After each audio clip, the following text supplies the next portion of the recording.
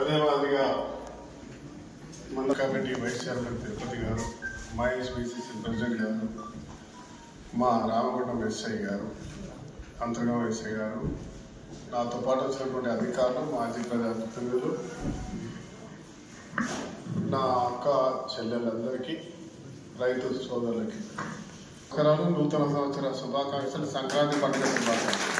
Holiday MRO గారిని ఖచ్చితంగా checks ఇవ్వాలని చెప్పడంతో మీకు పెట్టడం జరిగింది. ఆలస్యం జరిగింది. ముందుగా ఆలస్యం అనేది క్షమించాలి. ఎందుకంటే ఇలా చాలా ప్రోగ్రామ్స్ పెట్టుకున్నాం. ఎందుకంటే రేపు ఎల్లుండి 3 అందరు సెలవులు, అరిసెలు, గారెలు, సకినాలు తినడంలో బిజీ ఉంటారు. అధికారులు కూడా రారు. కానీ మీకు చెక్కులు ఇవ్వాలి. నేను వచ్చే వరకు ఆలస్యం అయింది కాబట్టి ఎవరి చెక్కులు వాళ్ళకి ఇచ్చేయమని కూడా చెప్పిన, ఇచ్చేసిరా సార్. మీతో కలిసి మీకు శుభాకాంక్షలు చెప్పాలని వచ్చిన ఈ ప్రభుత్వం, రేవంత్ రెడ్డి గారి ప్రభుత్వం మీ అందరికీ తెలుసు. ఇలా రైతు రుణమాఫీ చేసింది, రైతు పండించిన పంటను కొన్నది, ఒక గింజ కట్ కాకుండా 500 బోనస్ ఇచ్చింది, ఆడవాళ్ళకి రుణం, ఇవాళ మహిళలకి గ్రూప్ల ద్వారా లక్షల రూపాయల లోన్లు ఇస్తా ఉంది.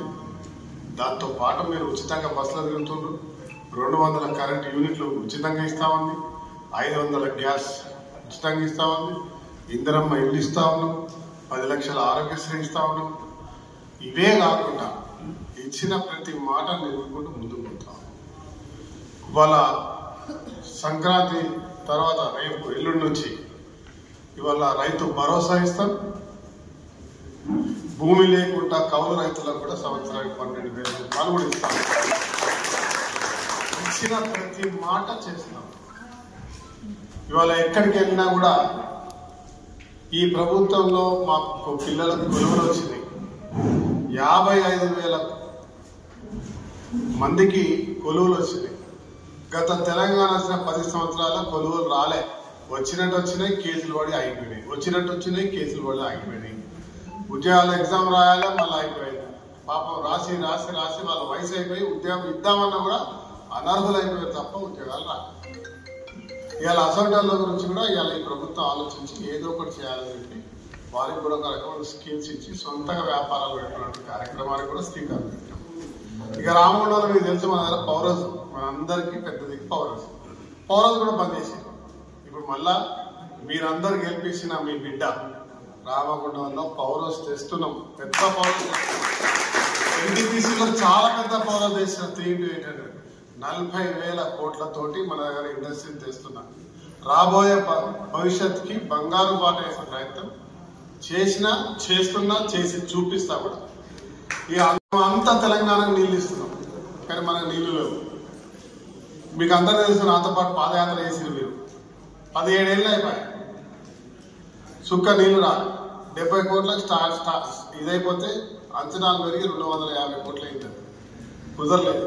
మొన్న డబ్బులు ఇప్పించి దుమ్మాగూడెం నుంచి అధికారులు మెటీరియల్ తీసుకొచ్చి దానికి 200 కోట్ల ఫైన్ చేయించి ఈ 6 నెలల్లో పని మొత్తం చేయించి సబ్ స్టేషన్ 9 రోజులలో, 6 నెలల్లో 9 రోజుల్లో పూర్తి చేసి రెడీ పెట్టినాం. రేపో మాపో ట్రైల్ రైడ్ స్టార్ట్ అవుతుంది. వచ్చే నెల 10వ తారీఖులో మంచి రోజు చూసి 2 మండలాల జనాలందరినీ, ఊరందరినీ పిలిపించి వాళ్ళ పండగ లెక్క చేసుకొని నీళ్లు స్టార్ట్ చేద్దాం. 3 పంటలకు నీళ్ళు ఇచ్చే కార్యక్రమం. ఇది నా మాట ఆ రోజు చెప్పినా ఈ రోజు నెరవేర్చేది నా అదృష్టం. మీరు ఇచ్చినటువంటి ఎక్కడ జరిగిన పని అలా రామగుండం మండల లిఫ్ట్, ప్రతి పల్లెకి ప్రతి చెరువులు నింపే కార్యక్రమం, 1-2 పంటలతో పాటు ఇంకొకసారి కూరగాయలు వేసుకునే అవకాశం కూడా కల్పించే కార్యక్రమం నేను చేస్తాను. ఇది మీ బిడ్డగా మీరు గర్వంగా, అగో చూడు మా లీడర్, మా అన్న, మా బిడ్డ అని చెప్పుకునేటువంటి పని చేస్తున్నామని చెప్తాం. హనుమంతుని గుడి నుంచి పెద్ద రోడ్, డబల్ 100 ఫీట్ల రోడ్ వేస్తున్నా. మీదికి ఎక్కడానికి బ్రిడ్జ్ చేస్తున్నా.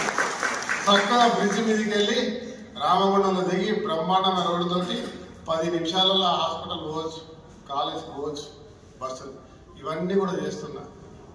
80 కోట్లతోటి డాంబర్ రోడ్లు వేస్తున్నా. ఇవన్నీ ఈ రోడ్డు కూడా పెద్ద చేస్తాను. గోదావరి బ్రిడ్జ్ దాకా చేస్తా, అటు బ్రాహ్మణపల్లి, గూడూరు, వెమ్నూరు దాకా, మళ్ళీ ఆండూరు, గోలగూరు, ధర్మాన క్రాస్ రోడ్ దాకా మళ్ళీ దానికి ఆలోచిస్తే మళ్ళీ ఎలకలపల్లి కూడా పెద్దపూర్ రాణపూర్ నుంచి మళ్ళీ ఎక్స్టెంగిట్లో సొర దాకా పెద్ద పెద్ద రోడ్లు వేస్తాయి. ఎక్కడ తిరగాలంటే గిర్రలు తిరిగి రావచ్చు. దీనికి మళ్ళీ పల్లెలలో రోడ్లు వేయడానికి ఇప్పటికే 40 కోట్లు పెట్టాం. ఇంకో 50 కోట్లు పెడతాం. 100 అంటే దాదాపు 180 కోట్లు రోడ్లకే పెడుతున్నాం. 180 కోట్లు రోడ్లకు పెడుతున్నాం. 250 కోట్లు లిఫ్ట్కి అయింది.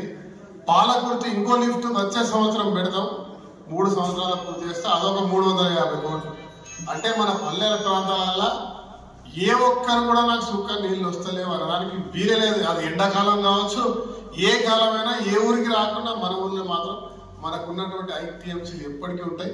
దాంట్లోకి నింపి మనం చెరువులు నింపుకునే కార్యక్రమం చేస్తున్నాం.